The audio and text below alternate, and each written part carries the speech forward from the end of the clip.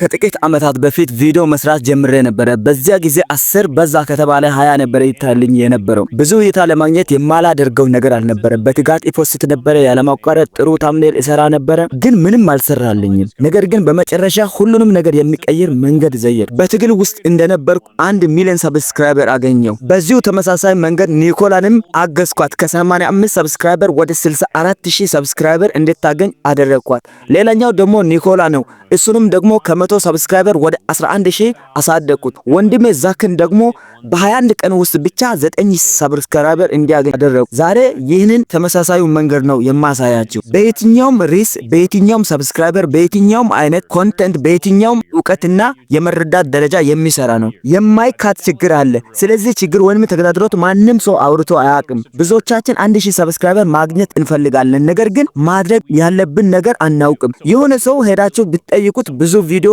አፕሎድ ማድረግ አለብህ፣ ከብዛት ይልቅ ጥራት ማትከር አለብህ፣ አሊያ ጥሩ ታምኔል መስራት አለብህ፣ ከሌሎች ጋር ህብረት ፈጥረህ መስራት አለብህ ይሉሃል። ይህ በርግጥ ሊያስፈልገን ይችላል። ነገር ግን ትክክለኛው ጉዳይ እይታ ነው የሚያስፈልጋችሁ፣ ሰብስክራይበር ለማግኘት ማለት ነው። ለምሳሌ ከሚያያችሁ 2% ሰብስክራይበር ቢሆን እንኳን እናንተ 1000 ሰብስክራይበር ለማግኘት የሚያስፈልጋችሁ ወደ 50000 ቪው ካሉት ቪዲዮዎች ሙሉ ማለት ነው። አንዳንድ ቻናሎች 100000 ቪው ሊያስፈልጋቸው ይችላል 1000 ሰብስክራይበር ለማግኘት። በቀላሉ 50000 እይታ ታገኙ 1000 ሰብስክራይበር የማግኘት እድላችሁ የሰፋ ነው ማለት ነው። ስለዚህ ሰብስክራይበር ላይ ትኩረት ማድረጋችሁን ማቆም አለባችሁ። ከዚያ ይልቅ በእይታ መጠን ላይ ትኩረት መስጠት አለባችሁ። ሰብስክራይበር እይታችሁ በበዛ ቁጥር በራሱ የሚመጣ ነገር ነው። 52000 ቪው የሚያስፈልጋችሁ ለምሳሌ ከሆነ ይህንን የምታገኙበት ቀላል ማህበራዊ ዘዴ ላሳያችሁ። ይህ ዘዴ በመጠቀም በመቶዎች ቤት የነበረው ሄርሊንግ ኬር በአንዴ 11000 ሰብስክራይበር ነው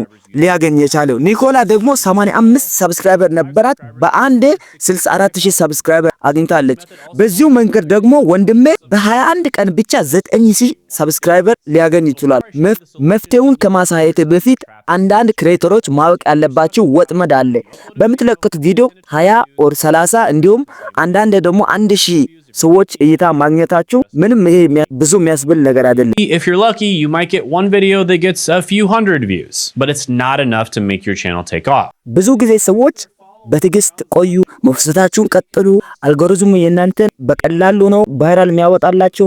በተከታታይ ሳታቋርጡ አንድ ነገር ከሰራችሁ የዚያን ያክል የሆነ ውጤት ታገኛላችሁ ብሎ ይላችኋል። ችግሩ ግን ምንድነው መሰላችሁ? ሳያቆራጡ በትዕግስት አንድን ነገር መስራት ብቻ ምንም ትርጉም የለውም። እንዲሁም ወደ ተደራጀ ውድቀት ነው የሚያመጣችሁ። ነገር ግን በተጨማሪ በየቀኑ ሳያቋርጡ መስራት ላይ ስትራቴጂ ሊጨመርበት ይገባል ማለት ነው። ይህንን ቻናል እስቲ ተመልከቱ። ከ400 በላይ ቪዲዮ አለው፣ ነገር ግን ሰብስክራይበሩ 500 እንኳን አልሞላውም። ይህ በትዕግስት ስላልሰራ አይደለም፣ የስትራቴጂ ችግር ስላለበት ነው። ይህን ቻናል ደግሞ ተመልከቱ።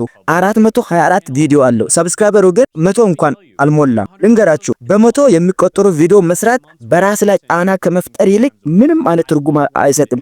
7 ወር እና ከዛ በላይ በሳምንት 3 ቪዲዮ እየለቀቃችሁ እንደዛ እንድትቀጥሉ ብቻ አልፈልግም። ጀማሪ ሆናችሁ ብዙ ዩቲዩበር ሰብስክራይበር ያላችሁ ዩቲዩበር ሆናችሁ ለሁሉም በተመሳሳይ የሚሰራ ነው። የመጀመሪያ 1000 ሰብስክራይበር ያገኘሁትም በዚሁ መንገድ ነው። 1 ሚሊዮን ሰብስክራይበር የሞላሁትም በዚሁ መንገድ ነው። ይህንን መንገድ ምን ብዬ ምጠራችሁ ይመስላል? ዘ ሆት ዶግ ሜተድ ብዬ ነው ምጠራው። በዚህ መንገድ ትኩረት የምንሰጠው ብዙ ሰዎች ዘንድ ትኩረት የሚሰጠውን ቶፒክ አይደለም። ማደን ያለብን በዚህ ስትራቴጂ ትኩረት መስጠት ያለብን ለማርኬት ኤፊሺየንሲ ነው። ለምሳሌ በጣም ትልቅ ሬስቶራንት በመንገድ ዳር መክፈት ከፈለጋችሁ ምሳሌ በጣም ትልቅ ካፒታል ይፈልጋል፣ ጥንቁቅ ያለ አሰራር ይፈልጋል፣ ጥሩ ዝና መገንባትን ይጠይቃል። ነገር ግን በሆት ዶግ ስትራቴጂ ተከትላችሁ ብትሰሩ ለምሳሌ በዩኒቨርሲቲዎች በራፍ ወይም በዩኒቨርሲቲዎች ግቢ ተማሪዎች ለእረፍት በሚወጡበት ሰዓት ምሽት ላይ ትንሽ ምግብ ማዘጋጀት ቢጀምሩ በዛ በጣም ሀብታም ነው የምትሆኑት። ምክንያቱም ትክክለኛ ችግርን በትክክለኛ ሰዓት እየፈታችሁ ስላለ ማለት ነው። ስለዚህ ጊዜን ያለምንም ተቀናቃኝ ተጠቀማችሁ ማለት ነው። ዩቲዩብ የሚሰራው በዚህ መንገድ ነው። እኔ ይህንን ምን ብዬ እጠራዋለሁ? ዘ ሆት ዶግ ሜተድ እለዋለሁ።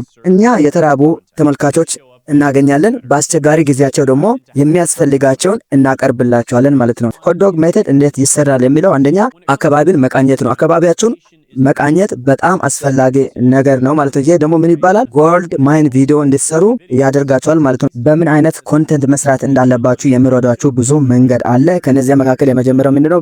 ቪዲዮ አይኪው ነው። በቪዲዮ አይኪው ውስጥ ገብታችሁ የተለያዩ ኒቾችን ማግኘት ትችላላችሁ። ለምሳሌ በቢዝነስ አይዲያ ጉዳይ ለመስራት ከፈለጋችሁ ልበል፣ በቪዲዮ አይኪው ውስጥ ገብታችሁ ቢዝነስ አይዲያ ብላችሁ ሰርች ስታደርጉ በጣም ብዙ ቪዲዮዎችን ወይም ሀሳቦችን ከታች ያመጣላችኋል። ወደ ታች ገፋ ስታደርጉ በጣም ብዙ ነገሮችን ታገኛላችሁ። በተጨማሪ ቢዝነስ አይዲያ ዙሪያ የተሰሩ ብዙ ተመልካች ያገኙ ቪዲዮዎችንም ታገኛላችሁ። ከ100 ሺህ በላይ ሰብስክራይበር እና ከ500 ሺህ በላይ ተመልካች ያገኙ ቪዲዮዎች ከታች ይገኛል ማለት ነው።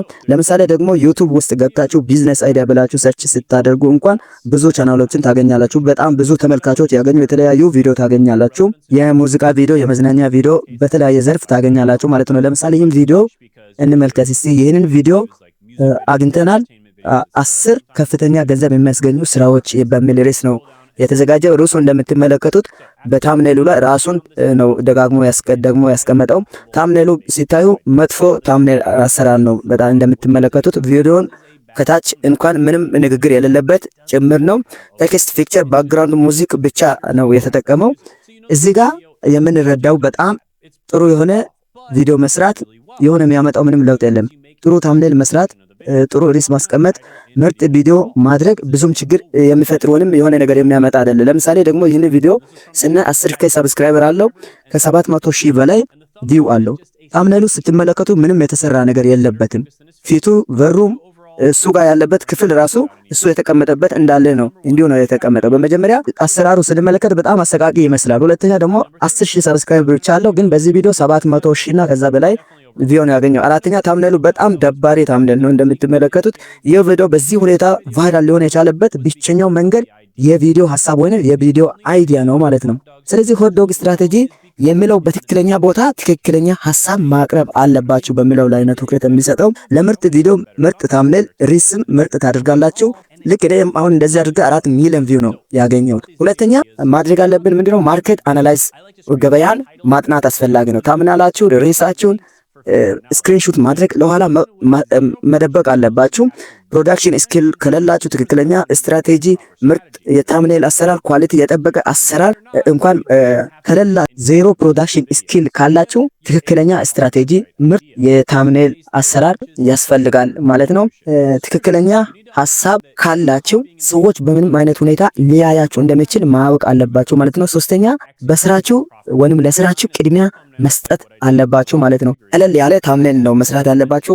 ታምኔል ለመስራት ቻት ጂፒቲ ልትጠቀሙ እና የመሳሰሉትን ልትጠቀሙ ትችላላችሁ። ከዛ በስልካችሁ ሪከርድ ማድረግ ነው። በስተመጨረሻ ደግሞ እርግጠኛ መሆኑን ሰዎችን ማሳመን ነው። ሰዎች እንዲያምኗችሁ ማድረግ ነው። ስለዚህ በዚህ አይነት መንገድ ለ2 ወር በሳምንት 2 ቪዲዮ እየለቀቃችሁ 16 ቪዲዮ ብቻ አዘጋጅታችሁ በጣም ስኬታማ መሆን ትችላላችሁ ማለት ነው። ሆት ዶግ ስትራቴጂን ከተከተላችሁ ሐሳቡ ብቻ ነው ወሳኙ። ምርጥ ሐሳብ ካለ ታምኔሉ፣ ቪዲዮ ቀረጻው፣ ኤዲት ማድረጉ ምርጥ መሆኑ ምንም አያስፈልግም። ቀደም እንደተመለከታችሁት ምርጥ ሐሳብ ሰዎችን ይገዛል እንጂ የሆነ ነገር ማድረግ የተሻለ ነገር ሰብስክራይበር ለማግኘት መሄድ ያለብን ነገር የለም ማለት ነው። ለዛሬ በዚያ ብቻለሁ። የዚህ ሰውዬ የህይወት ታሪኩን በእንደዚህ አይነት ሁኔታ ትርጉሜን ለማቅረብ ሞክሬያለሁ ማለት ነው። ወደ 1 ሚሊዮን ቪው ያገኘው በዚህ መንገድ ነው።